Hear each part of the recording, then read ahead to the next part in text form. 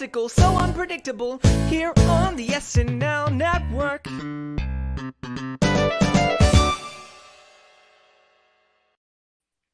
Yes, that is right. Hello, everybody, and welcome to the SNL Network's season finale roundtable for season 47, covering the Natasha Lyonne and Japanese Breakfast episode of Saturday Night Live. We have made it. So we've made it all the way through season 47, and we have been here every single Monday night after the episodes to dive deep into the episodes, talk about the best sketches and moments of the night. And there were a ton of moments in this episode. We broke everything down step by step on the Hot Take Show on Saturday, but this is the show where we dive even deeper, talk about what this episode means in the grand scheme of things, and that is exactly what the Roundtable was built for. It's an episode like this where you talk about potentially a pivot point in the history of SNL where cast members depart and look ahead about what's to come. So I'm really looking forward to our discussion this evening, and joining us are three incredible panelists and many fun people in the chat. So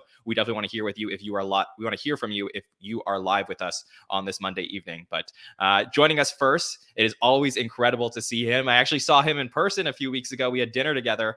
It's Bill Kenney. Bill, how are you? Hey, John. Good to see you, even though you're through my screen again. Yeah. I don't accept the way you open this, though. I've got to be honest. You know, we learned from Bowen this weekend. You have to open a podcast with "This is your captain speaking." So yes. Yeah. If you want to retake, go ahead. Yeah, this is your captain speaking. Hello, everybody. Welcome to the SNL Network podcast. But yes, Bill, it was really great to see you in person. He's real. He's a real person. So yes. Getting to see Bill was wonderful. And really just look forward to meeting all the podcasters and all of our listeners as we continue to do this throughout the weeks and years to come. Okay, joining us as well, one of my favorite people to get to talk about SNL with. He is rocking an SNL sweater. It's Sammy Kay. Sammy, how are you? Hello, John. Hello, everybody. I'm super excited to talk about this episode with you all. About 5 minutes before we start recording, I was wearing a collared shirt because I think last year for the finale, John, you dressed up a little nicer.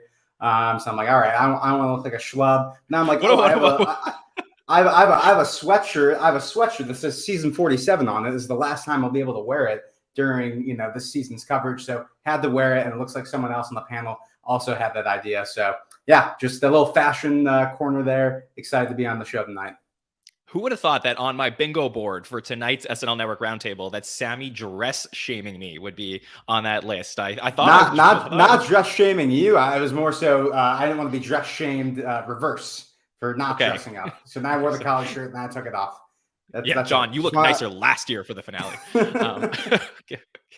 Of course, we've had many people join us for the first time in season 47, a whole new group of podcasters, and they were just wonderful additions to all of our shows, and she is included in that list. It is Victoria Franso. Victoria, how are you? I'm doing well. How are you? Good. Victoria, I didn't get the memo also. I know you're rocking an SNL sweater, same thing as Sammy. Fun fact, this is my first time wearing it. I say it's like hanging in my closet and it's like a little corner, so it's not touched. And I figured what better time than now. Yeah, for sure. Save it for the finale. I love that. So yes. That is perfect.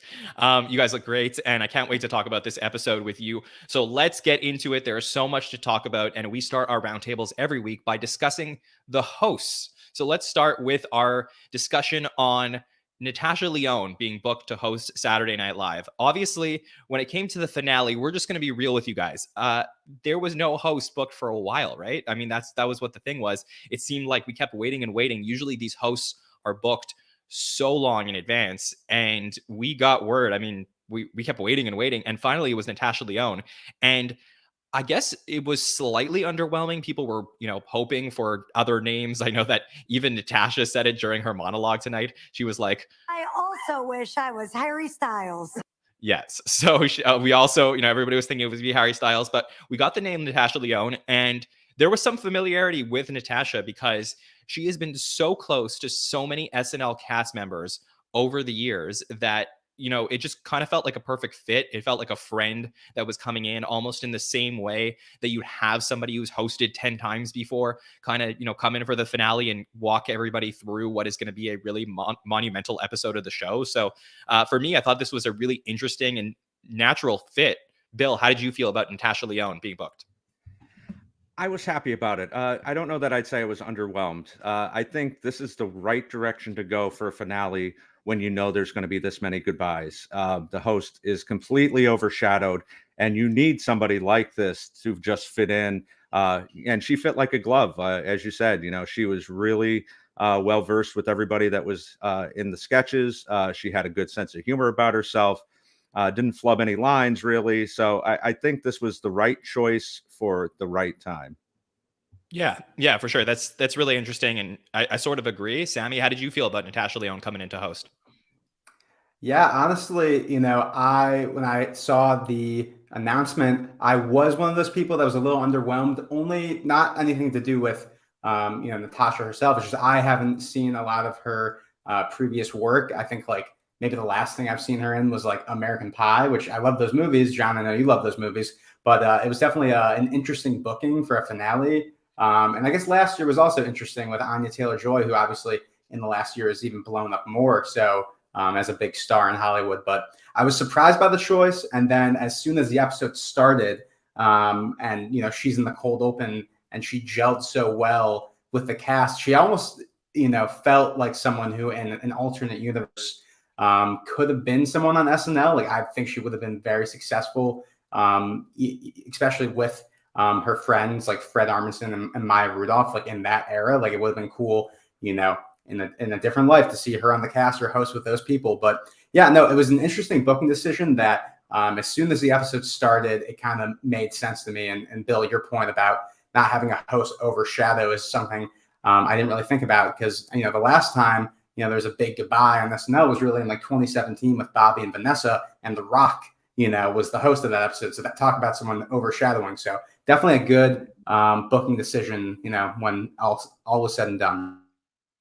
Yeah, and I sort of have to wonder if Natasha knew that she would be overshadowed in this episode. I wonder if when the call was made, it was like, hey, we want you to come in, host the SNL finale, but just going to let you know, there are going to be some big names that are leaving us that night. And, like, is that something that she would think about going into this episode, knowing that like this episode will not be necessarily remembered for Natasha Lyonne? No offense to her, because I think she was great, but it was really like, this is the episode where we said goodbye to some people. So it's an interesting to think about in context of like what we're going to look back and think about when it came to the end of season 47. Victoria, how did you feel about Natasha being booked for this episode? I thought it was kind of long overdue because she has so many connections to SNL and has, like when she was on Orange is the New Black, I would figure there was an opportunity for her there. I think she was wonderful. I agree. It allowed focus on, and it's not just for any like four cast members. It's, really incredible cast members who are leaving.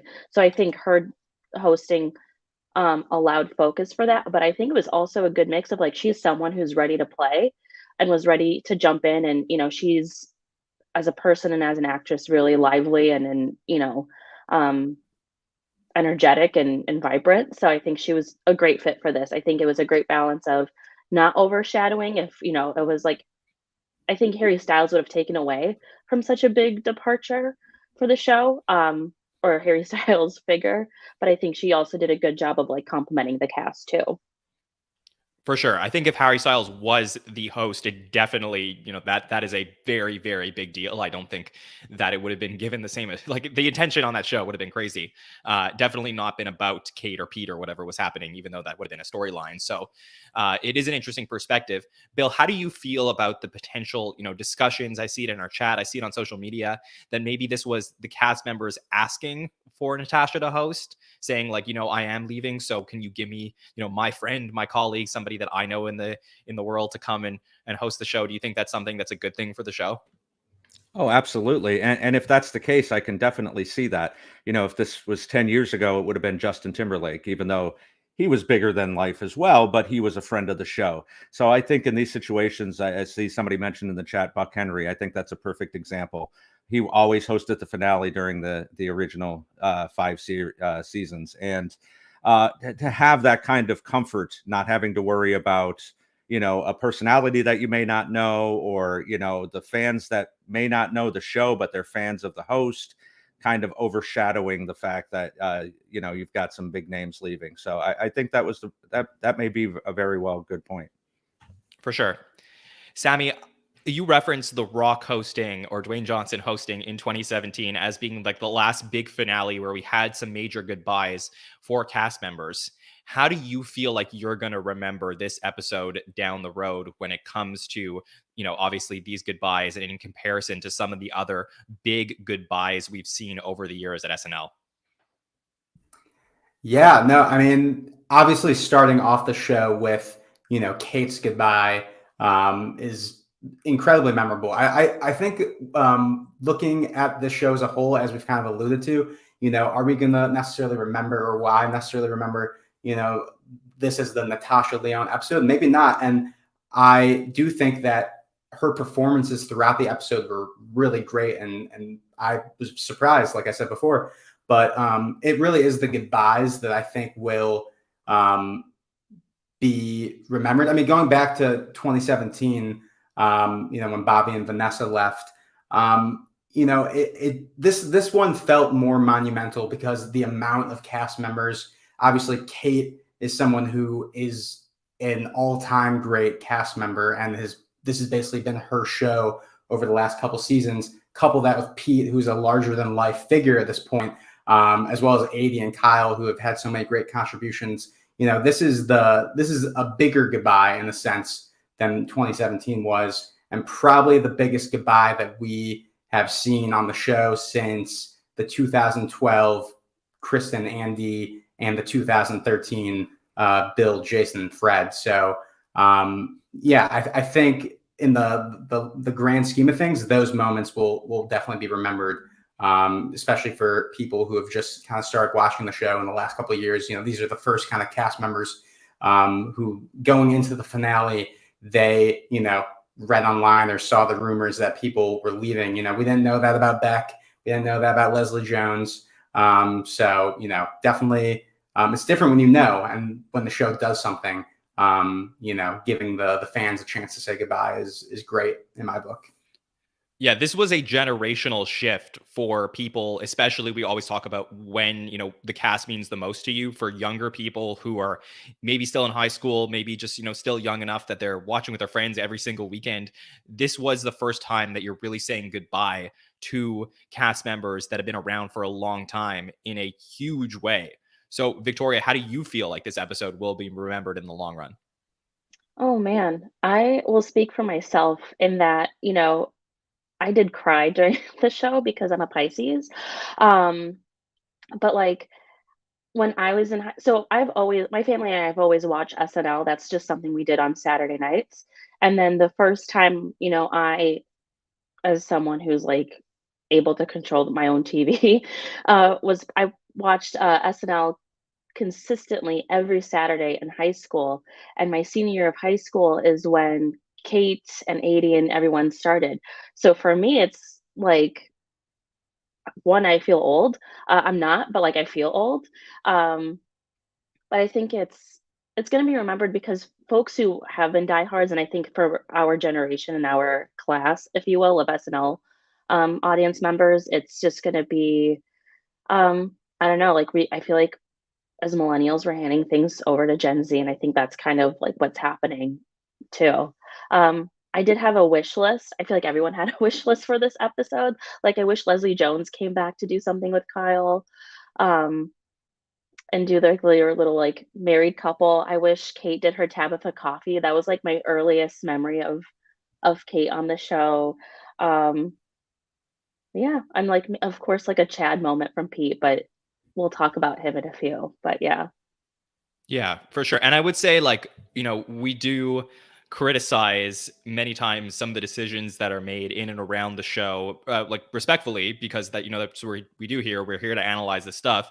But I also want to give props when I feel like something is done right. And I know that SNL didn't come out with an official press release to announce that these 4 cast members, Kyle, Pete, Aidy, and Kate, were leaving the show. But It was, sort of leaked through the media a couple days in advance of the show, and Pete first and then the other three.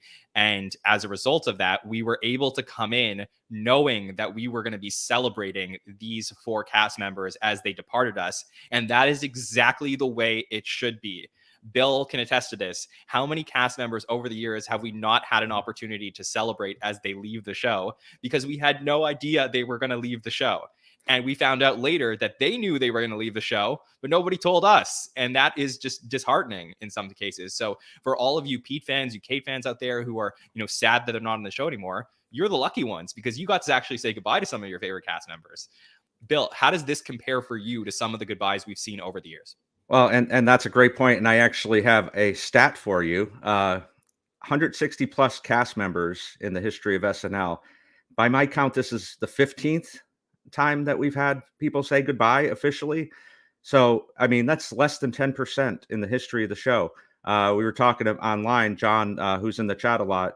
We were talking about Dana Carvey, left in the middle of season 18, no notice, just wasn't there the next week, wasn't in the credits. Mike Myers, same way in season 20. Just January of 95, disappeared. There was no fanfare. There was no Wayne's World. There was no Sprockets. He was just not there. And, I think this is one of the best progressions of the show over the last 15 or 20 years, that we do get these goodbyes, because it is kind of a way to heal, not reading it in the newspaper or online or in Entertainment Weekly, being able to say goodbye to people in a proper way. And, even if you get just one sketch of their popular characters, then we're really lucky. For sure. And I could speak to it myself personally. When I was I just graduated high school, and I found out that Will Forte had left the show without really getting a proper goodbye. I mean, he was my favorite cast member on the show. And it's just, watching the show the next season, seeing all of these, great, legends of the show that were really developing. And it was just like the equivalent of, like, you have a group of friends and then one of them like moves away and you're like, oh, I guess he's just like not part of our group anymore. Like that sucked. And I think that, like, just these moments now that, people are starting to like leave together, as opposed, I know we had Beck last year, but now we had like a group of 4 people, a core of this cast, leave all together. It's kind of like, sort of feels like this is the way it's supposed to happen. So in a way, I'm happy to, celebrate that and look towards the future for sure. Okay. Let's start off with our cold open discussion on this episode, which happens to be our first major goodbye of the evening. And this time we do get the final encounter for Kate McKinnon, which wasn't originally supposed to be the cold open. There was this big musical number with lots of cast members in it, lots of moments from the season, but that was replaced from just rehearsal to the live show, where we got this final encounter, the 7th edition of the Close Encounters sketch, featuring Kate McKinnon, Cecily Strong, Aidy Bryant, and Mikey Day, and of course the host Natasha Lyonne coming in as well. We have this huge moment at the end where Kate finally goes up with the aliens, and just this wonderful thing where she says, I always kind of felt like an alien on this planet anyway. Yeah, which is really nice, her talking about obviously making an analogy for her and feeling different and stuff, and really talking to the listeners. And then just really the way she says Live from New York, and I'll play it for you guys, is so emotional and meaningful and really carries the day. Goes back to the times where she's had so many emotional moments on the show throughout her career, but just such a lovely moment. Thanks for letting me stay a while.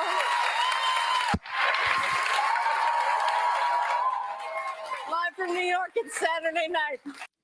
We're so used to people yelling it into the camera, and this time, she just says it to the audience, and just such a memorable moment to see. So, Bill, how did you feel about this Close Encounter sketch we got to open up the night? Damn them for getting us right at the start. The few goodbyes that we've gotten over the years, I think Dennis Miller was the only one that got a cold open. And I wasn't prepared to be right into the emotions right from the start. But you knew from the cheers and from them doing something that was non-political, one of her most famous characters, that it was going to be maybe the last sketch we see her in. And even though it wasn't, she did appear in a couple other things. But this was the big moment for her in her finale. And it was great. I mean, I think this was played out a little bit too much. 7 times is a little bit too much for me. But this was really funny, and the emotions kind of overtook whatever holes there were in doing this for a 7th time. So yeah, this perfect way for Kate to go out. And for the number 2 all-time live from New Yorker, this was a great way to go. Yeah, speaking of number 1s and number 2s, there was a lot of great euphemisms we got in this sketch, like we do every single time we get to hear this. So we got this one tonight. My dong hole and my wrong hole. We also got My yeasty and my beastie. And with my coot and prune shoot. Yeah, we couldn't get another one of these without getting some great euphemisms. So always great to hear that. And Sammy, I would say, like, you know, the emotion carried the sketch, but on the rewatch, I did enjoy this. Like, I feel like the sketch writing was still there. Like, this was a good final encounter for Kate McKinnon in the sketch. Yeah, when, going back after watching the episode, I'm like, when was the last time they did a close encounter sketch? And it's been like 3 years. I think 2019 was the last time they did it. So, it's been on ice for a while. So even though they've done it, maybe a couple more times than they should have, bringing it back for her last episode and the cold open too, it was like an emotional whiplash for me. Everyone on the panels kind of said the same thing with, like, not expecting it that early. And, you go back to the Kristen Wiig episode, which is, the most comparable example, and that, her big goodbyes at the end of the episode. So, the thoughts are running in my head, like, is she going to appear in any more, sketches? Is she going to dip out like Pete does after the last sketch and, not being the rest of the episode? But no, very funny. The one, Natasha Lyonne showing up in the cold open too, was exciting. I mean, I know that, I guess Selena was supposed to be in the cold open last week, and then Benedict being in the cold open, 2 weeks ago. Cool trend. I think it just not necessarily intentional with things being switched around, but cool trend. It makes things feel special. With this being the finale, that made it feel special.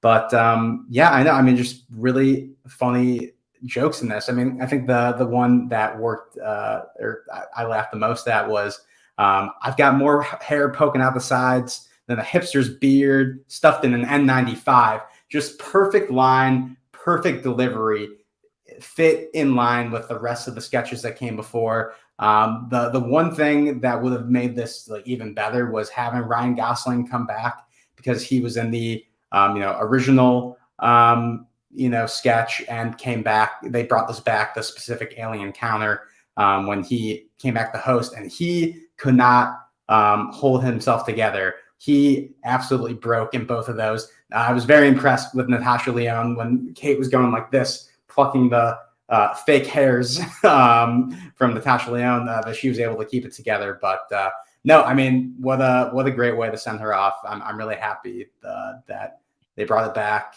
for one last time, unless, when she hosts, this might come back again. But it was a good ending. I hope this is it for the close encounter sketches. Yeah, I would feel that if she was going to host, she wouldn't do this, or at least I hope she wouldn't, because I think this was the natural conclusion to this storyline.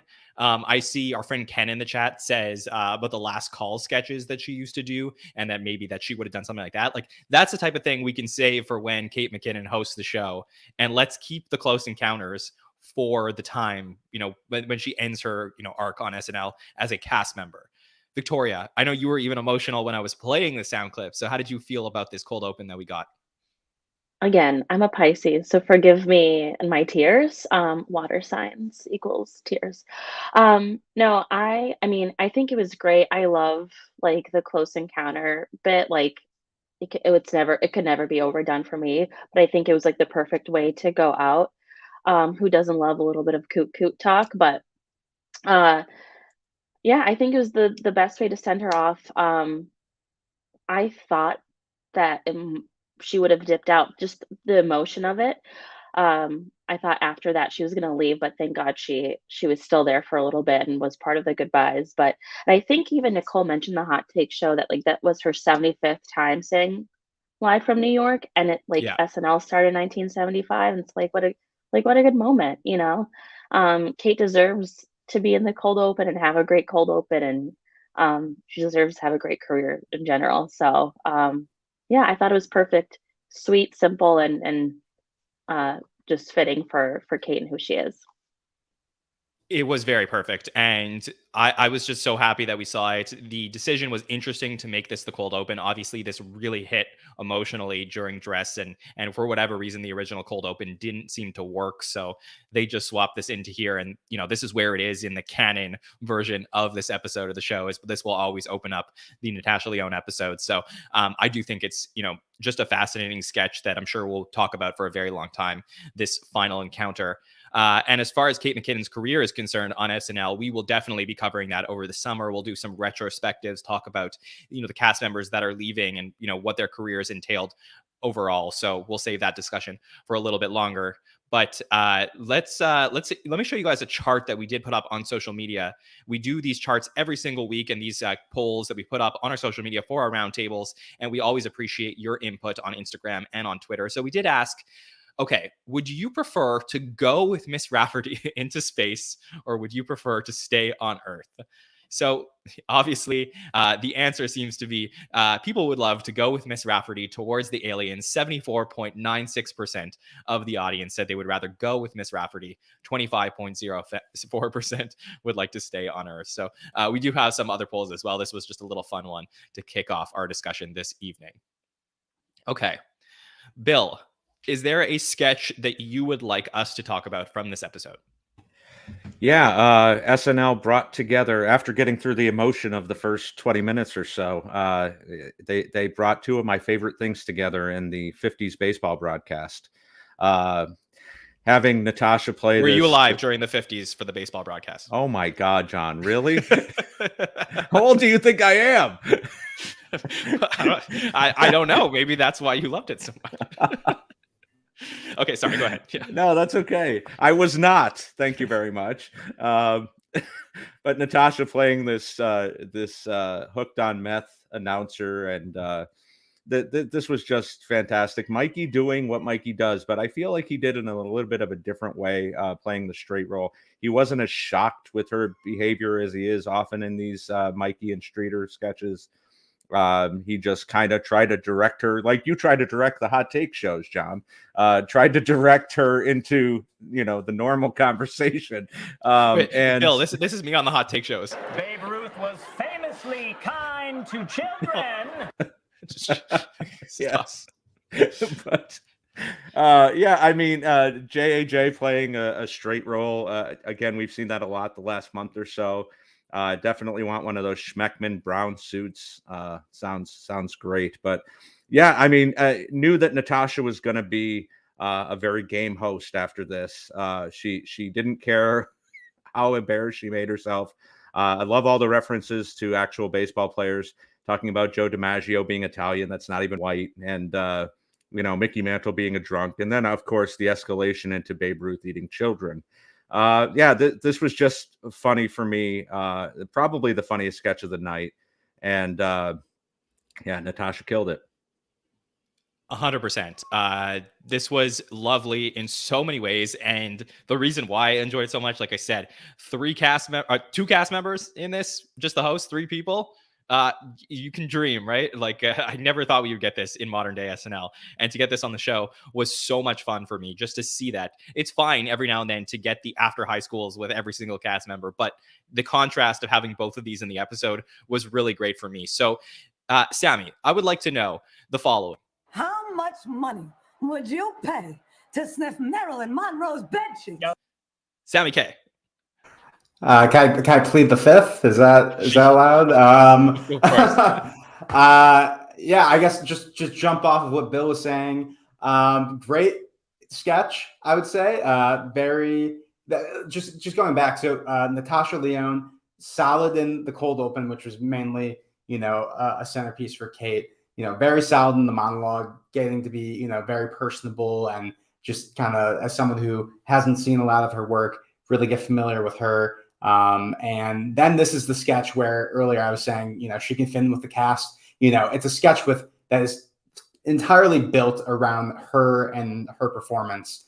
And it feels like weirdly a role she was born to play, a New York 50s baseball announcer. Just her voice, her iconic voice, worked so well. in this sketch. I think my favorite line, I don't know if you have it queued up, was the how do you fit 4 hookers onto a chair? You turn it upside down, and the entire audience is just like appalled and like doesn't know, like they're just visualizing in their head. Like there are a lot of moments tonight where I felt like the audience was laughing and also appalled, which is something that usually really works for me.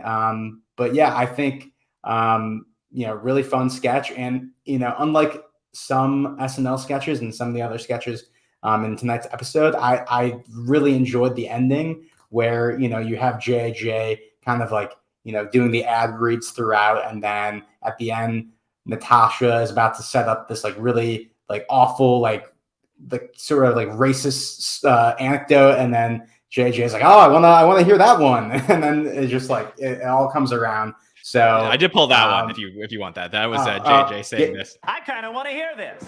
Yes, I kind of want to hear this. Yes, exactly. So really like the ending. So yeah, really, really fun sketch. Yeah, the only reason I did not pull the chair one was because I mentioned it during the Hot Take Show as being my favorite line from the sketch. And wow, did the chat try and kill me for this apparently being a joke that has been around for decades. But I didn't write it in the sketch. SNL did. I didn't know that either. That's fine. I didn't know. Yeah, that's fine. If you were there in the 50s, John, you would have known that. See, I could have told you. Bill, you grew up hearing this joke all the time, so that's why. All right, Victoria, what did you think of the sketch? I thought, what a fun character for Natasha Lyonne to play. Just like, no, I don't think there's a better character who's done meth before. I don't like that. Like, I think just a fun bit. I loved that there were only 3 folks. I really love when it's a really minimal amount of cast, just because we get to see them more, like play a little bit more, and there's more screen time for each of them. So it was great. I don't know, Mikey Day is always a joy, and he that's a very comfortable role for him, and he does it really well. So yeah, no, I just weirdly fitting for Natasha, but not like a personal thing for her. Just like she's able to be that silly and goofy. It's just like ridiculous and fun, and it worked. Yeah, I totally agree. Bill, can you think of, have we had meth characters on SNL before? I mean, I guess like, was Honker Bill Murray's character on drugs? Like, I don't know. I can't think of anything. Honker, I think, was on LSD, but yeah, okay. There's been a lot of drug references over the years. I'm not sure about meth. Yes, but yeah, I the other thing I love about Mikey in this sketch is he just keeps calling the game. As she gets weirder and weirder with the Babe Ruth stuff, he's 2-0 count. That ball's a little outside. Doesn't break, doesn't move, just completely. I think this is why Mikey is such an important part of the show these days. Yes, and thank you, Nicole, in the chat, who brings up E-Meth from 2013. For that was very funny. Yes, and Good Morning Meth from Ken. Yes. Okay, so yeah, there was E-Meth and there was Good Morning Meth. So those were those were very funny. So we do have some meth references back in the history of the show. Okay, yeah, this was a good sketch. I did really like this one. Sammy, is there another sketch that you would like to talk about? Yes. The sketch I want to talk about tonight is, I think on YouTube they call it After High School, but in the sketch they call it the Places You'll Go. A running theme of my appearances on the roundtables this season was me just like really like my stock is high on Andrew Dismukes. He only appeared in one sketch tonight. I know that on this past episode, I know that he recently had COVID, so I'm not sure, if he wasn't available the entire week as he was recovering or whatever. But to only be in one sketch and to have this big of an impact says a lot about the potential that he has on the show that we're already seeing. And this sketch, just to kind of summarize it a little bit, it's basically plays out like those kind of late 90s, early 2000s, teen comedies where one character is narrating, where all these people who he hasn't seen since high school kind of have gone. And, pretty much every character's fate ends up being awful. And a lot of them end up encountering Natasha Lyonne's character, I think Rachel Finster, that doesn't end up so well for them. And I thought that running gag throughout the sketch was great. And kind of like a polar opposite to what we were talking about with the baseball sketch, to where that's a sketch that has 2 or 3 cast members in it, very small scale. This is a sketch that has, this huge cast. Pretty much everyone appears in the sketch except for Che, Jost, and Pete, of course, who's an honorary featured player this season, or at least this back half of the season. But some of my favorite lines throughout, they go to Kate McKinnon's character saying that she married a coal miner that was 16 years old. Like that was great. And yeah, kind of like what I was saying before with the joke about the flipping the chair over. I feel like half of the sketch, the audience was just like, didn't know if they were supposed to laugh at certain things, or things were very, darker than they typically can get for SNL. And that's the kind of humor that I really enjoy. And it makes sense that I like Andrew Dismuke so much, because this is like maybe the first time on the show where someone joins the show and is my exact age. He's like 3 months older than me. He's 26, I'm 26. So I just feel like we have a lot of the same references growing up. This kind of meta take on movies and stuff like that really hit home for me. So yeah, maybe one of my favorite pre-tapes of the season. Yeah, so you also have somebody in your high school that killed their grandparents. Yeah, there was a lot in this. You know what this sort of reminded me of? I don't know if anybody, any of our panelists or anybody in the chat remembers this, but it sort of reminded me of Too Many Cooks, which was a viral video short that was created for Adult Swim like a few years ago, which basically parodied like the intros for sitcoms, and it just like kept going and going and going like endlessly.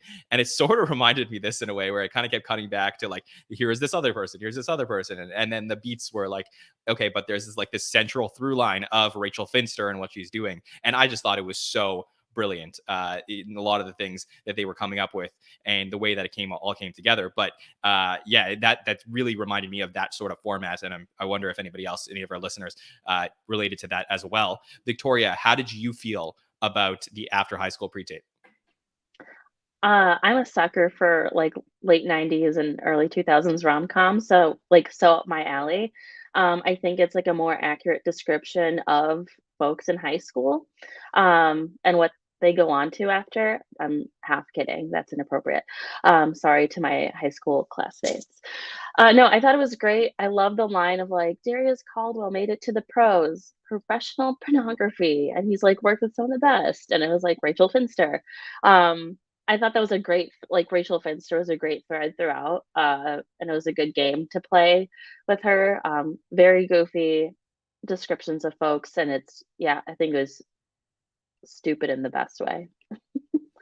Definitely the absolute best way. And I do love every single time that there is a finale of the show that we do get these type of graduation sketches or end of the summer, like really just feels the vibes. And this was honestly, like I'm sure filming this was super emotional, because this was really the last sketch that we were going to have where the entire cast was together, considering that the original cold open didn't air. So this is going to be our last like full sketch for season 47 of all the cast members together, including people like Aristotle.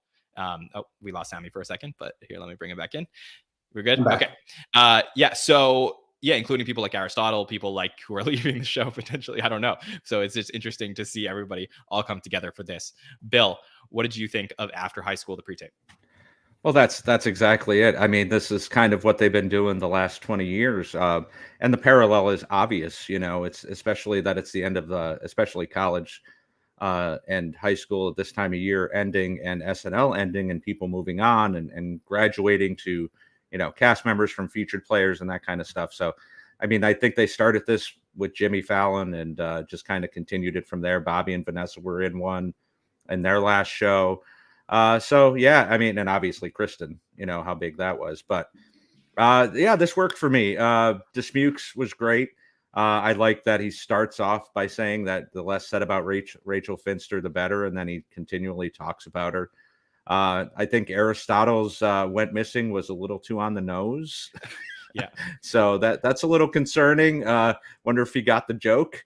But yeah, no, and Natasha was great. I love her face at the end, especially as they zoom in on her and she's got this evil look on her face. But it's good to see everybody together, get a little bit of moment in the sun. Now, should we have had almost a la a Adam Sandler and Chris Farley jumping in the polar bear cage? Should Rachel Finster have killed Kate McKinnon, Pete Davidson? No, I know he wasn't in this. Kyle Mooney and Aidy Bryant. Bill, would you have preferred that?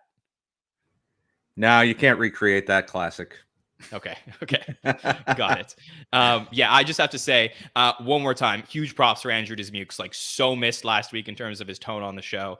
So impressed with him and just really just carrying this whole thing. I love everything we are getting from Dismukes all season long, and we'll talk about that as we continue to break down the season overall. Victoria, is there a sketch that you would like to talk about? Yeah, but I want to go back to Andrew Dismukes. It's been a common theme, especially my time on this show, which it's been 3 times, but like, hope I made a impact. That You did. Andrew Dismukes he'll just do a one-liner, but you'll remember that he's there. I think he's like he's great. Like I said, he can do one line and you remember that he's in the sketch. So I'm looking forward to seeing him a little bit more. And I think that we're finding that his humor is darker than we anticipated. So yeah, cheers to him. I hope that he's going to be,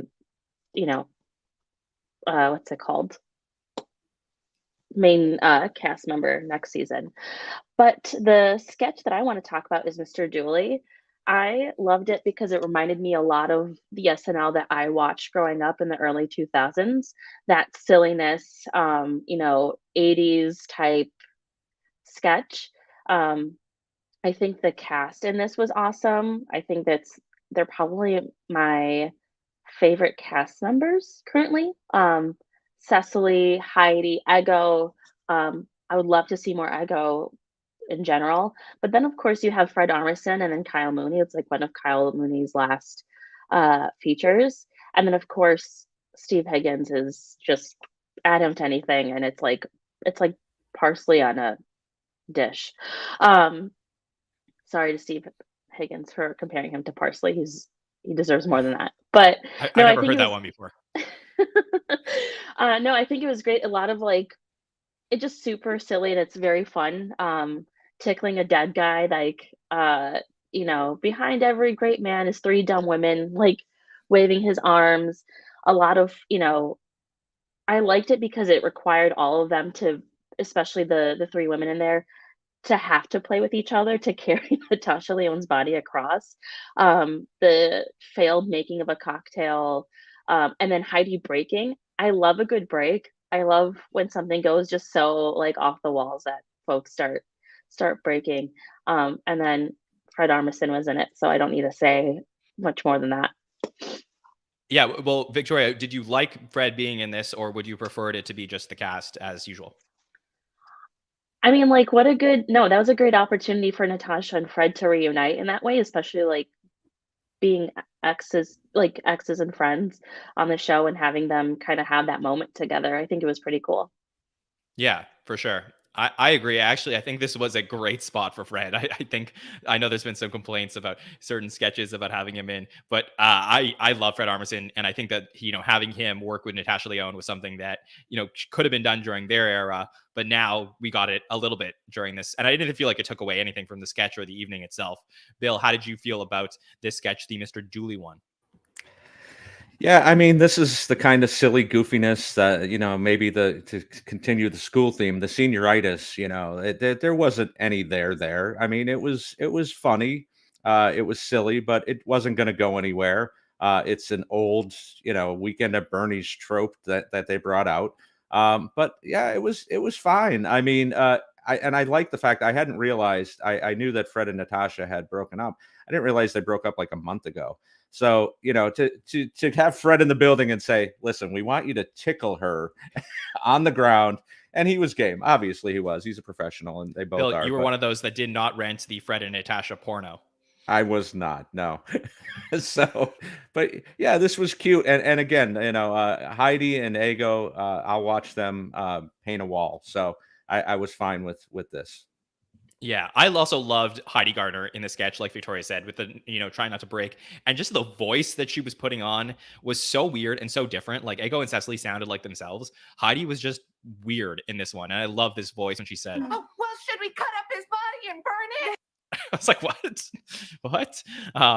It was fantastic. And when she was like, Let's tickle him. just she was really into this. She was really game, and I think that's what really elevated the sketch. I think Heidi Gardner's has been a great utility player all season long. This is a sketch where I think she really elevated the sketch itself. Sammy, how did you feel about Mr. Dooley? Yeah, I like a silly sketch. So I like Mr. Dooley. It was definitely, I would say, would rank on the lower end of the sketches tonight. But I think for me, the thing I took away most from it was that it was a sketch that starred Cecily, Heidi, and Ego. And if we're kind of looking at these three as cast members that are going to return next season, I'm very confident Heidi and Ego will. Cecily, I feel like if she were to leave, like they would have done something. And I know she might have not made her decision yet, but I feel like she's going to come back. So this is maybe the trio of women on the show that are going to kind of carry, next season. I think they are all, obviously Cecily is an incredibly strong cast member, has been on the show for 10 years, but, Heidi and Ego, now that, Kate and Aidy are leaving, they definitely have a lot more room to do a lot more on the show. So for me, as something that was, I kind of took the sketch as more of like a sneak preview for next season. And maybe if this wasn't something that entirely worked for me, I loved their chemistry together. I am really excited to see kind of what they bring to next season. So that's really what I took away from this one. Yeah, 100%. I mean, again, it seems weird. I think everybody always assumed that Cecily Strong would leave at the same time as Aidy Bryant or at the same time as Kate McKinnon because they came in together. But her staying on board and being there potentially for next season could be really nice because, I mean, she could just be the veteran of the cast, the same way Kenan Thompson is, to kind of, carry some of the newbies in some of these sketches. And I think she'll, have some great chemistry, give her the opportunity to work with people like Heidi and Ego more often. So I think it's a really great point, Sammy, and one I'm very excited about to see what's going to happen next year and how Cecily Strong will do in season 48, assuming she does, in fact, return to the show. Okay, I thought this would be a fun time since we are talking about Natasha and Fred to bring up another chart that we did, another poll that we did earlier today. And we did ask the listeners, in this monologue, we had this moment where Natasha was imitated by Fred and Maya Rudolph, who was there for the monologue. And you said everybody could do a Natasha Lyonne impression. Okay, so who had the best impression of Natasha Lyonne? We said, was it Natasha Lyonne herself? Was it Maya Rudolph? Or was it Fred Armisen? Panel, do you want to guess? Bill, what do you think? I think it's Maya. I didn't vote for Maya, but I think it's Maya. Okay, Sammy, what do you think? I think it's Maya, and I did vote for Maya. Okay, Victoria? Twinning with Sammy again in that. I think it's Maya and voted for Maya. All right. Yeah, you guys got that correct. Maya Rudolph wins this poll with 41.26%, had the best impression of Natasha Lyonne, Natasha Lyonne herself, 34.79. And then Fred Armisen, Freddie comes in laugh. Fred says, that's the worst. Yeah, he comes in 23.95% for third place into this poll. Okay. The sketch and moments that I want to talk about from the night. We can't go through this episode without talking about Weekend Update. And no, not the Alex stuff on Weekend Update, which in fact I did enjoy, but it was really Aidy Bryant and Bowen Yang and Pete Davidson on Weekend Update that had these huge moments of the night. And I'll start with the Aidy and Bowen thing.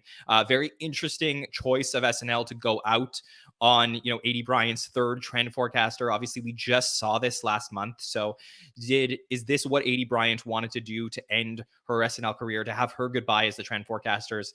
I guess. I mean, there's so many Aidy moments over the years that I could think of that maybe she would have wanted to do, but maybe she just really felt like we talked about on Saturday that she wanted to do something with Bowen, one of her, new favorite cast members that she's been very close with over the year. And they had this nice moment of goodbye. And it was really, really sweet when, basically she finishes up the trend forecasters with talking about future trends. And she says this. In 10 nice years.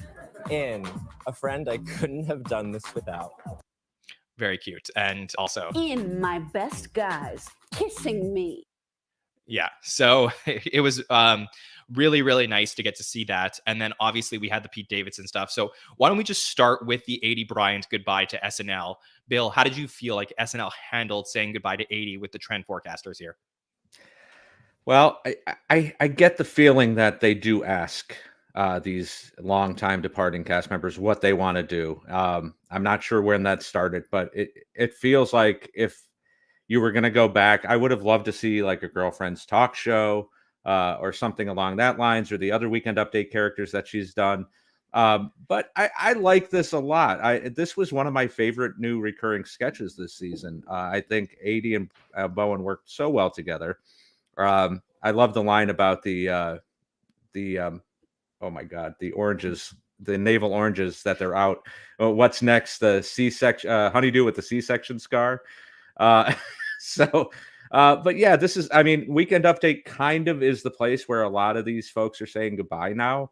Bobby and Vanessa both got one. Bill, Seth, so it's kind of the trend that we've seen where these guys get to come on and do one last sketch as one of their correspondents. So I think this was a good way for her to go out. Yeah, it sort of reminds me a little bit of, and again, sorry to always bring this back to Will Forte, but it reminds me of the ESPN Classic guys, because that was something that only came up in Will's last season at the show. And it was done so much in the last season that people think it was like around for Will and Jason's entire tenure at the show. But really, it was something that was the last season. And I think people are going to think the Trend Forecasters was something that was part of Aidy Bryant's career at the show. But this is really a final season moment for Aidy Bryant. And I would have loved to see the Girlfriend's Talk Show. I think that would have been a great ending thing. So hopefully one day, if we do get Aidy Bryant back, we can get that on maybe, perhaps Cecily's last episode at the show. That would be really fun. Sammy, what do you think of Aidy's goodbye?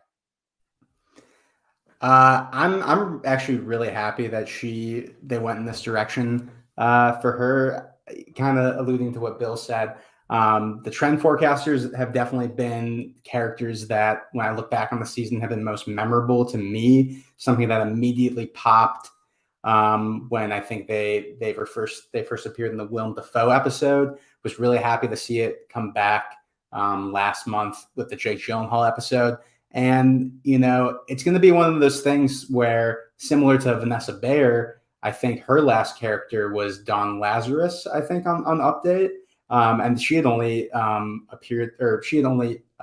brought that character on like 2 weeks prior in her last month on SNL. So it's going to be kind of one of those things where people look back and be like, wow, Aidy only did this character, this many times and during her last year. Like, I think it is kind of a testament to her career on the show, that even in her last season, even after 10 years, she was still had the juice and is kind of going out on I know exactly what Jon is I see his face. I'm not gonna give him the satisfaction, but going back to the sketch, you totally threw me off. Yeah, I really enjoyed it. You like it the juice. I know you're gonna do you like it the juice. You like it the juice, eh? I wasn't sure if you had it on the soundboard. That's why I was actually. Oh, it's never leaving time. I was giving you time.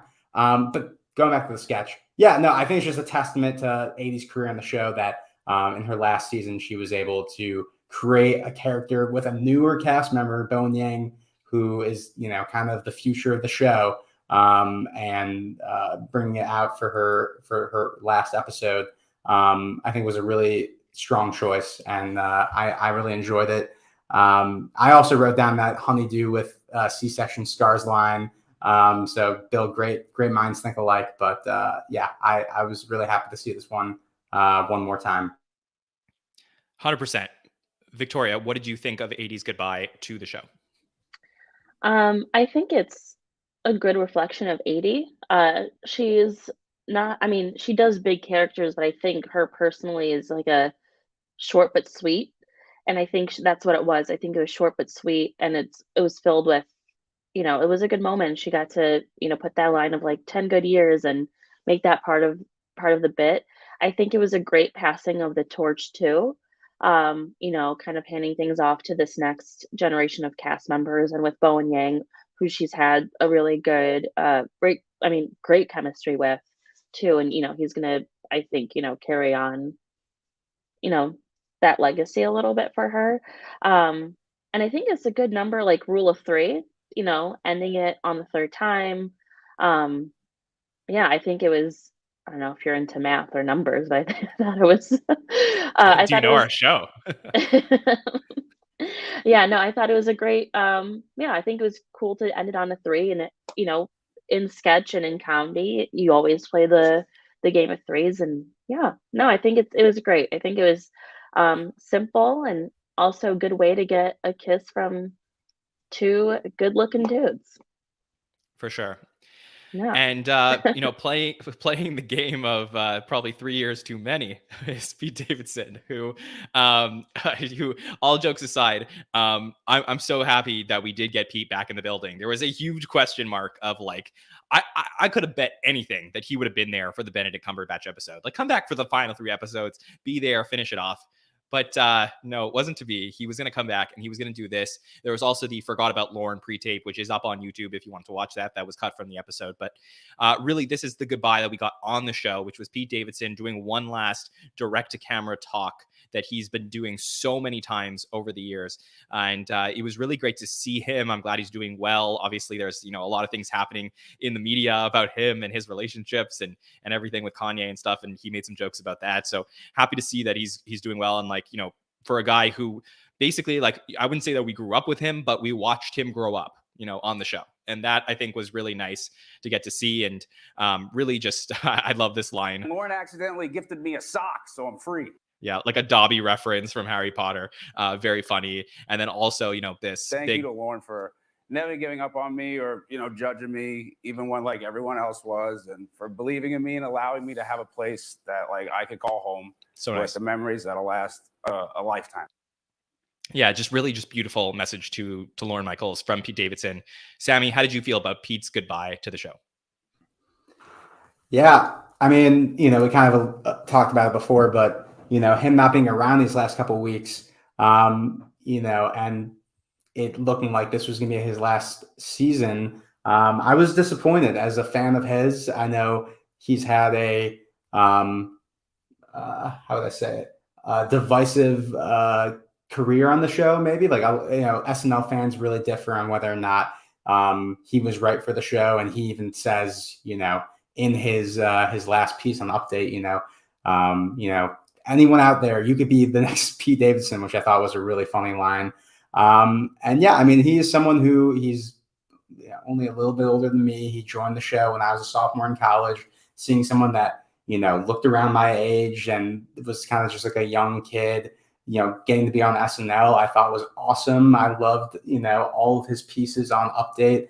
And, you know, we even talked about last season, you know, how his live sketch work was getting a lot better. And he was, I think last season was, you know, probably his strongest season on the show. So, you know, maybe that would have been the better time to go out. I mean, I you know, his ending there that you just played, it definitely hit me in the heartstrings, but I also kind of go back to the ending of last season to where he has that kind of short and sweet, you know, I'm really happy I was able to like grow up in front of you guys. I almost feel like, you know, the fact that we already got this kind of, you know, ending, it was a little undercut for me, but overall, I think was nice to see him back. And, you know, this is the right way for him to go out, even though I really enjoyed that Forgot About Lauren pre-tape. And that also is a good goodbye in a sense. You know, he started on Weekend Update.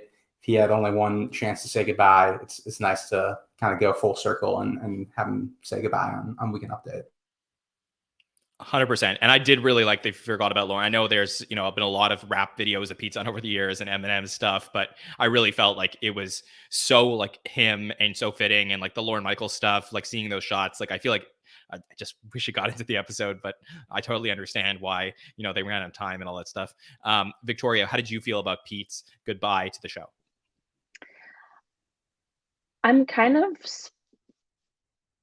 I'm in the middle. I just wish there was more of him. I wish he gave us like one final, like really good episode where he was involved. I don't even think I saw him in the Good Nights, which is kind of sad and disappointing. But as the resident young person, he's still young. So as the resident young person, I think he's a great cast member. I think he downplays himself and like his impact on the show.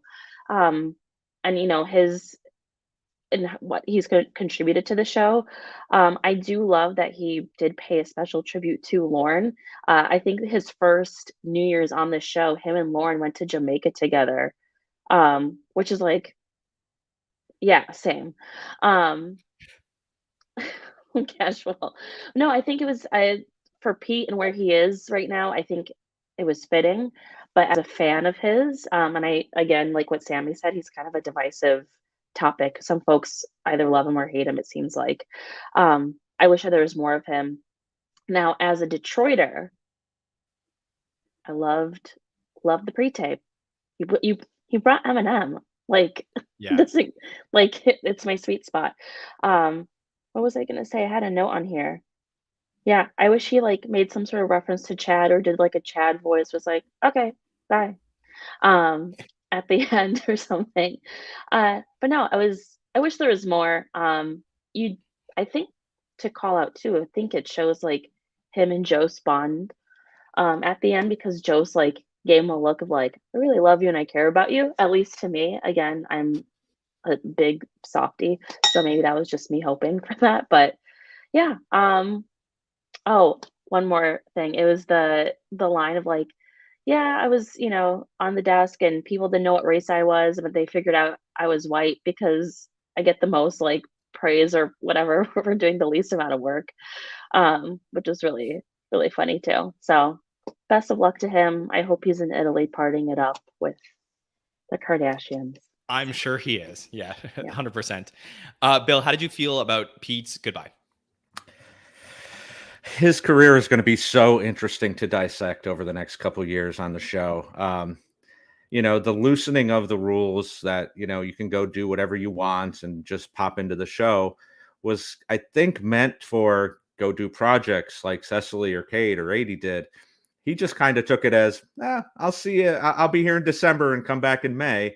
And that kind of rubbed me the wrong way, especially with, the well-known history of the show, firing people for wanting to go do a movie for 2 months. Taryn just a few years ago was let go for that very reason. So you're a big Jon Lovitz defender. Jon Lovitz, of course. I mean, the OG of being cut out of the show. But I like Pete's career on the show overall.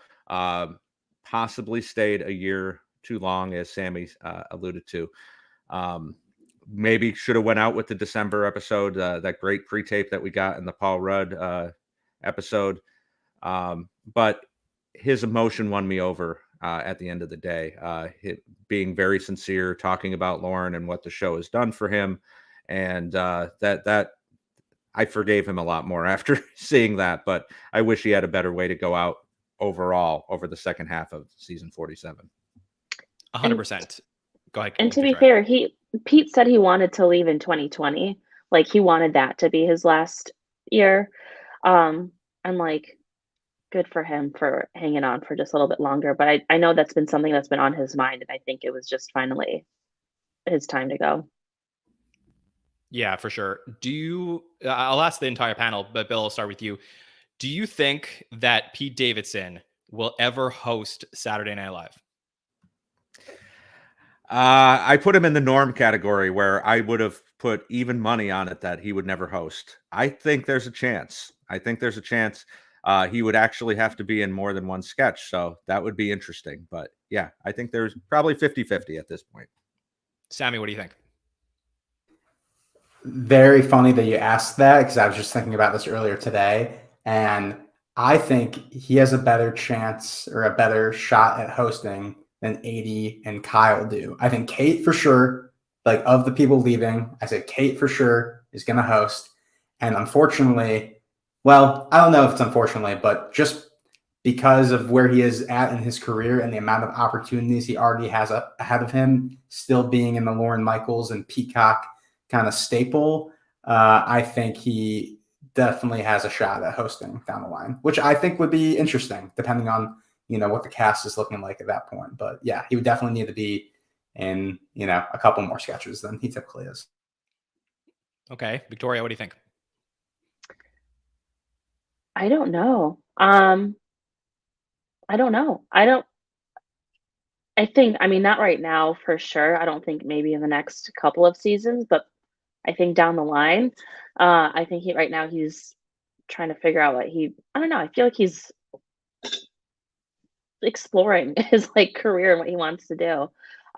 Maybe he'll take some time off, but yeah, I think I can see them 5 to 7 years when he's released, I don't know, King of Staten Island Part 2 with Jost as him and Jost fighting over the title or something. I don't know.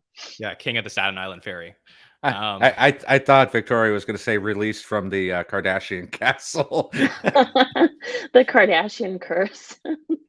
Yeah, I think if it's in I guess 5 or more years, I think I'd be open to it. But I do think that if if it was in the next couple of years, I think that's more of a ratings grab in my opinion than anything else. So we'll see what's going to happen with that. There was a lot of talk about joke swaps. Potentially, do we miss out on that for this episode? We did ask our audience. Over 95% said they wish we got a joke swap in this particular episode. I totally wish we did as well. But of course, there was a lot going on. So, hopefully we, if Jost and Shay do return to the show, we will get that next season at some point, because that feels like a natural conclusion to their arcs on the show for sure if we were to get that. Okay. Bill, is there anything else from the episode that you would like to make sure that we talk about? Well, a lot of talk about Kyle not getting a proper goodbye. I don't really buy that. I think that goddamn Baby Yoda was his goodbye last week. But I think the women's commercial, having him in that, this was no Back Home Ballers, but getting most of the female cast other than Ego and Punky to do this hippie older woman thing with the pigtails and include Kyle in that, and even throw the line in about getting to know him over the last 9 years, and seeing Kate and Aidy work together one last time together. They had such great chemistry. My favorite line when they're talking about the different things that they could pair it with, and they're talking about Cranberries t-shirt, and then Kate says this bag and actually points at Aidy, as a little joke. So this was a nice way for them all to get together. Obviously sans Pete again, but to get the 3 other departing members in one last sketch together. Yeah, that was certainly really nice. Sammy, anything on the women's commercial or on Kyle and his goodbye?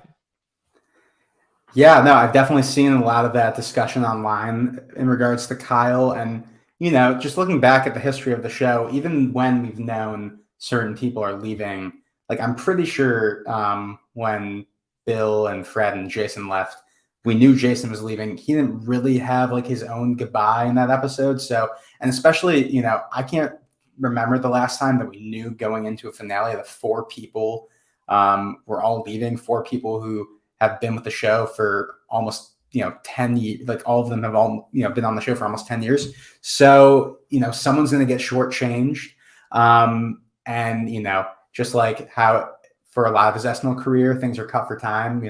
I guess Kyle, it's almost in his own full circle way. His goodbye was cut for time, but I think for me, the funniest line delivery of the entire episode, and maybe it's because I'm being sentimental with Kyle leaving, someone who I love a lot of the stuff they've done on the show over the years. During the sketch at the end, when you find out that he's dating all of the women with the gray adult pigtails, and he goes, "What can I say? Can't ride a bike with no handlebars," is the most Kyle Mooney line and line delivery that I am very mad that the sketch went on for another minute and a half longer just to have a Japanese breakfast cameo. If they had ended it on that line with Kyle, I think that people would look back at it and be like, "Oh yeah, that is Kyle's goodbye." But because he's not even there at the end, you kind of forget that that was that is where the sketch would have ended, and I think that would have sufficed more as a Kyle goodbye than it kind of going a little longer than it needed to. Yeah, and I've heard from so many people who have met Kyle how nice of a person he is. Apparently, he's just like the nicest guy. And I haven't had an opportunity to talk to him before, but just a guy who's just totally normal and takes the subway home from work, and he's just a really good person who came into the show with like a lot of cast members. There was a whole thing about like Arcade Fire or a new cast member.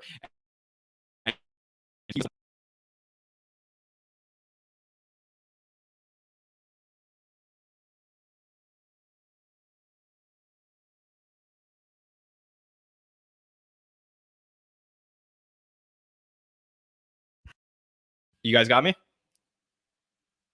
Now I got you. I didn't hear you for a couple seconds there. Okay, sorry for that technical difficulties. Can everybody hear me okay? Yeah, perfect. Okay, yeah. So just a lot of like changes with this work that he's done on the show over the years, and I just really do feel like this was the time for Kyle, whether it was last year with Beck or now. It is time for him to move on from the show in a way, and I'm happy that he did get Baby Yoda on, if that is what he wanted to wrap up his career on the show, even though maybe we don't love it so much. Victoria, what do you think of Kyle's goodbye? I think we all wanted more of Kyle. I think that's like a unifier for all Americans across the country, is that we wanted more of a Kyle in this show. But I do think that he has a say in what he wants to do too. So I agree. I think the Baby Yoda last week was like his I'm gonna have my moment before I head out. I also think it's kind of symbolic because he tends to play the character that doesn't get the girl. And I think it was like a nice wrap up of like, not only did I get the girl, I got four. And so it was just like a nice goodbye. And I don't know, I think it kind of opens the door for him to come back and host a little bit more. I'm actually surprised him and Beck didn't leave together. Nor I'm also surprised that Beck didn't show up too, just to give us a goodbye, because we didn't really have a proper goodbye with him either. But that being said, I think it was great. I thought it was funny. Same as my twin Sammy, I thought the handlebars line was too good, and he deserved to have such a good line. So yeah, no, I'm happy that he ends up with all the ladies to kind of, it was like his like little sign of redemption before I go. I'll take all these women with me. Also, like Japanese breakfast. We haven't gotten to talk about the performance, but I love Michelle Zauner. I have her book right there, and she's great. So I love that she made a cameo with at the end there too. But no, I love Kyle, and best of luck to him. I'll miss him, and he is super sweet in person too. For sure. We did ask our listeners which departing cast member tribute was your favorite between Kate McKinnon, Aidy Bryant, Pete Davidson, and Kyle Mooney. And I'll bring those results up right now. And Kate McKinnon wins this 56.72% with the goodbye at the beginning of the night. Aidy Bryant with 20.9%. Pete Davidson, 19.7%. And Kyle Mooney in last with 2.69%. Perhaps if Baby Yoda was this week, maybe it would be higher. I don't know. But it would be interesting to talk about and theorize. But I'm just happy that we did have that moment with Kate and Aidy and Kyle in the last sketch of the night. And I do want to mention that I had seen earlier a comment from Ken, because Sammy made a comment about, is this the first time in a long time, really, that so many cast members have willingly left the show. I mean, there's been firings over the years, but really just choosing to leave. And I sort of think that, season 5, as Ken brought up, was probably the last time we could have had so many emotional goodbyes to characters. When you're talking about the rest of the original cast, minus Chevy and John and Danny, who had left at the time, everybody who was left could have had those, moments where we would be sitting here in 1980 talking about, okay, how was Bill Murray's goodbye to the show? And, that would probably be the last time that we've had 4 people, significant cast members, leave the show all at the same time. Very interesting to think about how this episode was monumental for so many reasons. Sammy, is there anything else from the episode that you want to make sure we talk about? I mean, can we talk forgot about Lauren, or just, specifically? Yeah, I mean, briefly, I just want to make sure that the listeners know that this is a cut for time sketch that did appear online. So if you haven't watched it, you can go on YouTube and watch that right now before you continue our discussion with us. But it is a pre-tape with Pete Davidson and Eminem.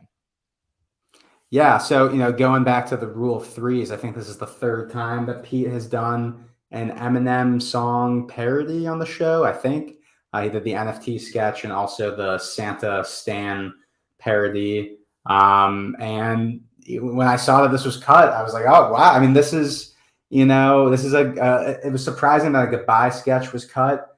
I guess he already had his goodbye, and part of me is also thinking, like, for someone who hasn't been maybe taking the show as seriously, towards the end of his career, does he deserve two goodbyes? But I did like the shout out that he has in his song to Kate, Kyle, and Aidy. I thought that was really nice. And, clearly, both in this sketch and, during his Weekend Update piece, it's all about Lorne. You never really hear him talking about, like, missing the other cast or missing, the writers or the crew.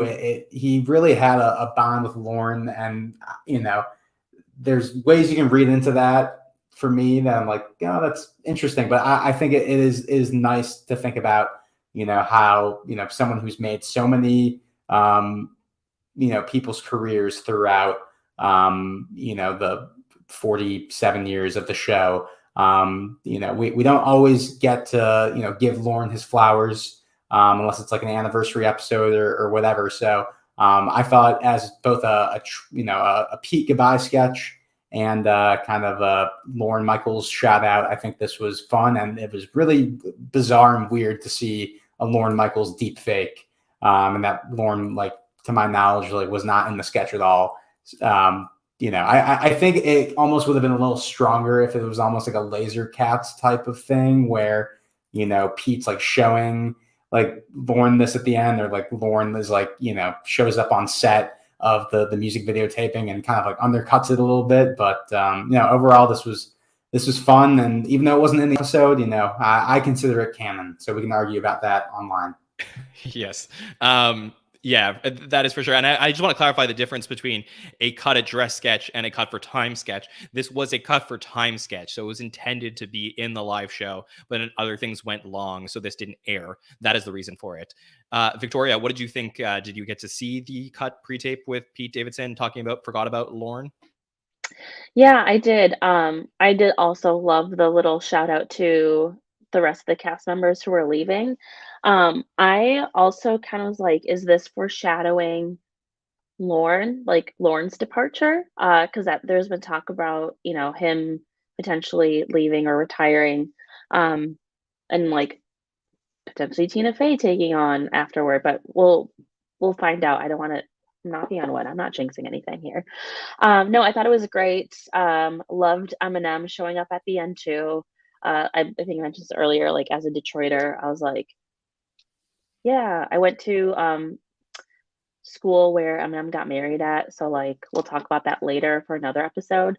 But also, like, interesting that he did bring Eminem on, because Pete's best friends with Machine Gun Kelly and Eminem had some beef. So I was just like, just interesting. If you know, you know. If you don't know, look it up. It was great tweets happening. But no, I thought it was fun. I thought it was very in Pete nature to do that, and yeah, that was great. And I hope it's not foreshadowing anything, but we'll see.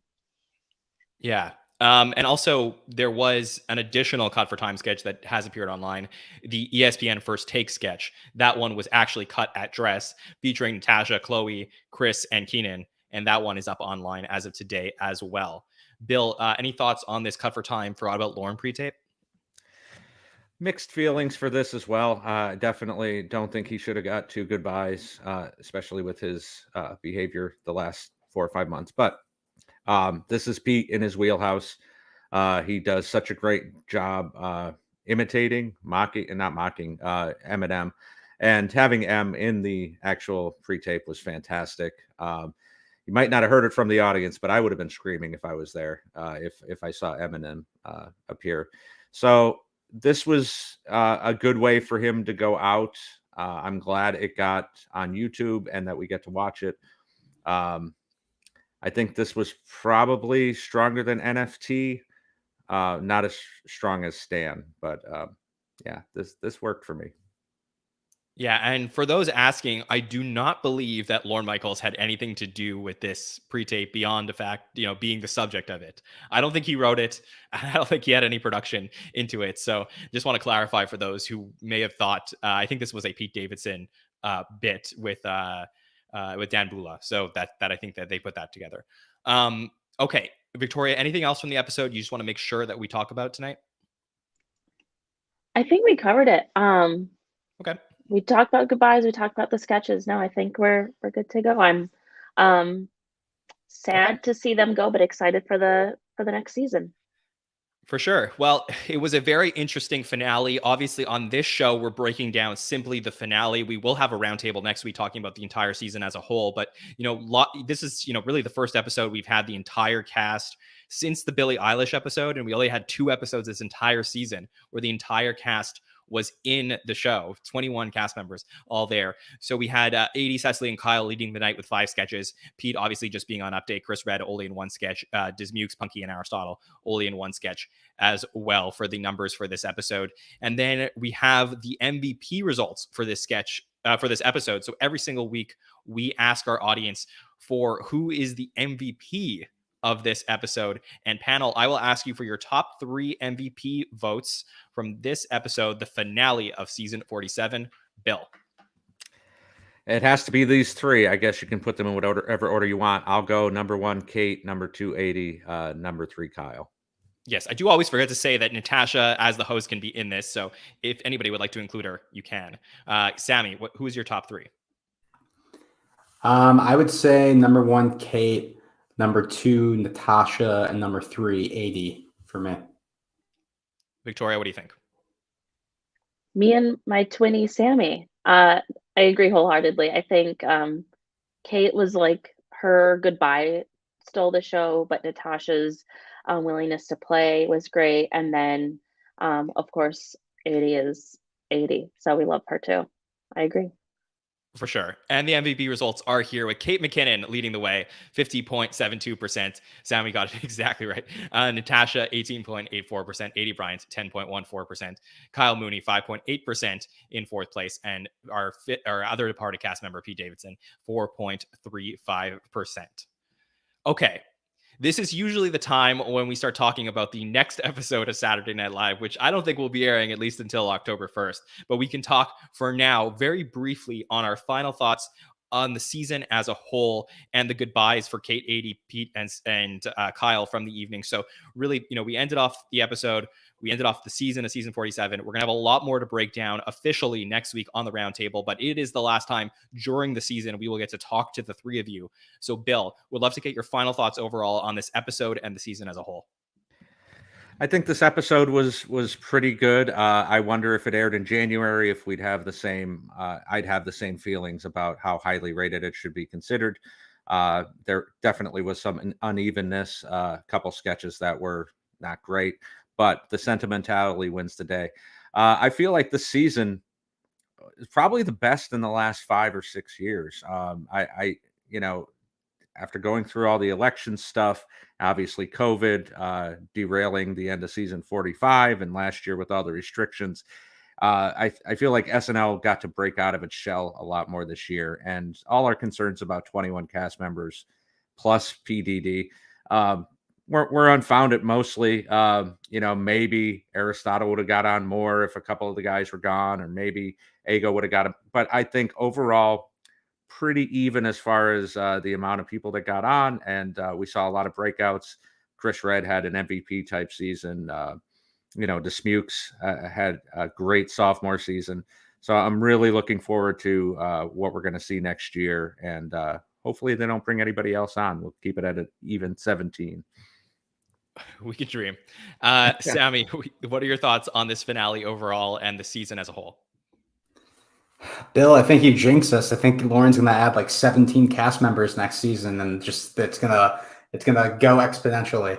No, this episode was solid. I think for me, when we talk about SNL, a lot of us, kind of compare like writing versus performance, and people weigh those differently. For me, this was an episode full of great performances and great moments. Obviously, emotional moments as well when it comes to goodbyes, but also just like sketches that I overall, aren't entirely memorable, but, have like very funny lines, like, the Kyle line and in the Grey Doll Pigtails sketch and, a couple others throughout tonight's episode.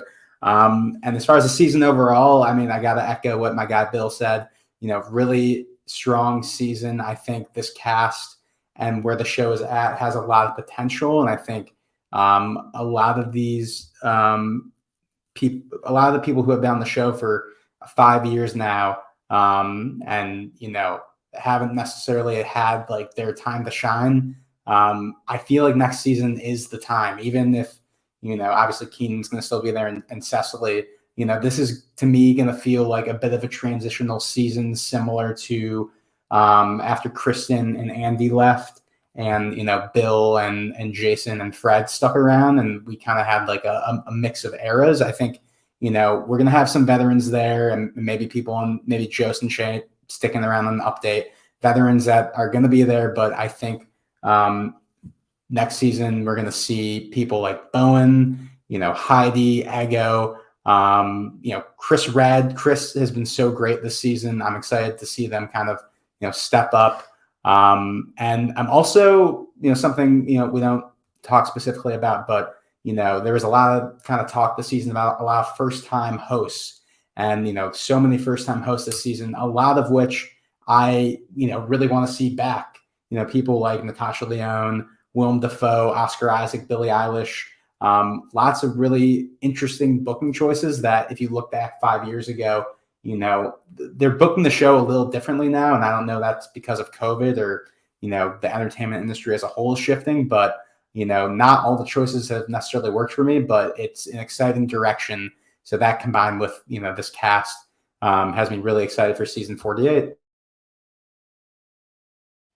Definitely. Victoria, let's get your final thoughts on the season finale and the season as a whole. I think it was a great season finale. I think it rounded out the season really well. I mentioned earlier, I think having Natasha Lyonne host was great in that she's a great player and she's really willing to jump in and she's very hands-on from what it seemed like, but also let the four cast members have their time to shine. The season as a whole, I think this is an incredibly strong season, and I love the variety of hosts that we've had. From like Owen Wilson to, Kim Kardashian. I would have never, ever, ever thought Kim Kardashian would have hosted, and then to have her not only host, but like to kill, like she killed it. She really did a great job on the show.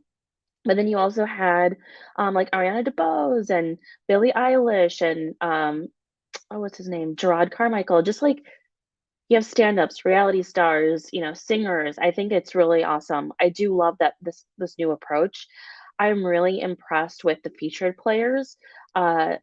James Austin Johnson stood out to me at the beginning because he was thrown in there and you saw him a lot and it was very noticeable. Sarah Sherman, who it's very fun because when I lived in Chicago, I saw her perform stand up, and she you can't forget her. As you can tell, she's someone that she'll always stick in your brain. And she did this thing called "We Still Love You," where folks tell a horrible story about something they did, but at the end we yell, "We still love you." And I remember thinking to myself, "Oh, she's like one to watch. Like keep an eye on her." And then a couple years later, she's on SNL. So I'm excited for this junior, for the feature players to get more time, like more Angelo, like for Aristotle's sake. But yeah, I think the mix of generations is going to be great. And, I love that they're going to probably be showing them around a little bit before they depart too. So yeah, I think it's a strong season. I think it was a quieter finale, but I think that's okay. Because they had such a strong season. So I can't wait for season 40. Great. Oh, I mean, me too. I can't wait. And I will definitely be sharing my overall thoughts on the season, but I will hold them for now as we prepare for our postseason roundtable next week. But let's talk about what's coming up between now and then. So obviously, great hot take show, wonderful roundtable this week with all these excellent guests. I mean, all season long, the hot takes and the roundtables have been so much fun. I cannot believe how lucky I am that I get to talk about Saturday Night Live with all of you wonderful people every single week. So really, if you haven't checked out or gone back, go back and check out these shows. They've been so much fun.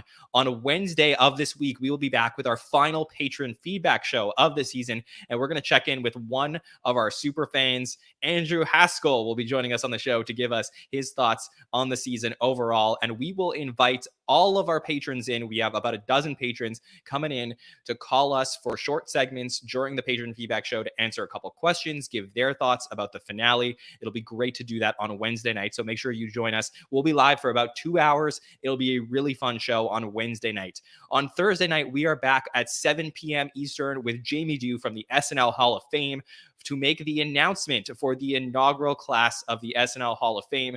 Who got into the Hall of Fame? You'll have to find out on Thursday night. And of course, we'll be back here on Monday at this time next week to talk about everything from the entire season of season 47 with Rich Tackenberg, Andrew Haynes, and Jillian Cederholm from Entertainment Weekly to break down everything, talk about the best sketches, best pre-tapes, our favorite cast members, best hosts, all that stuff. We'll be handing out some awards. It'll be the absolute place to be to wrap up season 47 as a whole. I hope you will join us. Okay, Bill Kenney. So great to do this with you 2 seasons in a row. Cannot wait to keep going. Such a pleasure always to get to talk to you and hear from you. And I look forward to talking to you again over the summer for some fun shows that we have planned. Where can the listeners reach out to you? Oh, thanks, John. Thanks for having me tonight and all the different times this year. The joy that's come out of being able to talk to all these great people the last 2 years has added to a show that I've loved for 36 years. So, yeah, you can follow me on Instagram or Twitter at BKLove73. Sammy, same to you, buddy. Always great to get to talk to you, the king of our superfan takeovers, hosting those panels and then all season long, and just getting to talk to you once a month about the show has been so much fun. So thank you for joining us for our second year in a row covering Saturday Night Live. I can't believe we're finishing up the second year of this podcast, and that season 47's in the books. Just, really happy and proud to be a part of this. You guys can find me at that Sammy Kay on Twitter, Instagram, and TikTok. And also, John, I know you've been really wanting to film a music video with me, so I'll start working on that Forgot About John music video. Maybe, it'll be ready, by the end of the summer. I can't wait to see it. Okay. Victoria, so great to get to talk to you and so happy that you've joined us on the network. I look forward to talking about SNL much more with you in the future. Where can the listeners reach out to you? Well, first, thank you for having me. This is, I don't know, it's corny and I don't want to brown nose you, but it's a dream come true. I love the hot takes and, not last night, but Saturday night doing that. You have all these feelings about SNL and you finally get to share that with people like you. So thanks for providing that community, and thanks to Anthony Conway for putting in the good word. He's my cousin. So thanks to you both for having me, and I look forward to this too. But you can find me on Instagram at Victoria F with the first I as a dot, or on Twitter with Victoria2 with the first I as an underscore. And if you're in the Detroit area, stay tuned for some show announcements from me. I hope to make you laugh soon. Looking forward to hearing all about that, Victoria. You can find us at the SNL Network on all the social channels, where: Facebook, Twitter, Instagram, and TikTok. And you can subscribe to the podcast, YouTube, Apple Podcasts, and Spotify. Follow me at Jon Schneider 24 to catch up with everything that I am doing. And I always appreciate everybody joining us each and every Monday night this season. I look forward to talking to you all very, very soon about the entire season 47. So thanks to Bill, Victoria, and Sammy and the chat for joining us on this Monday night. We will see you next time, everybody. Have a good one.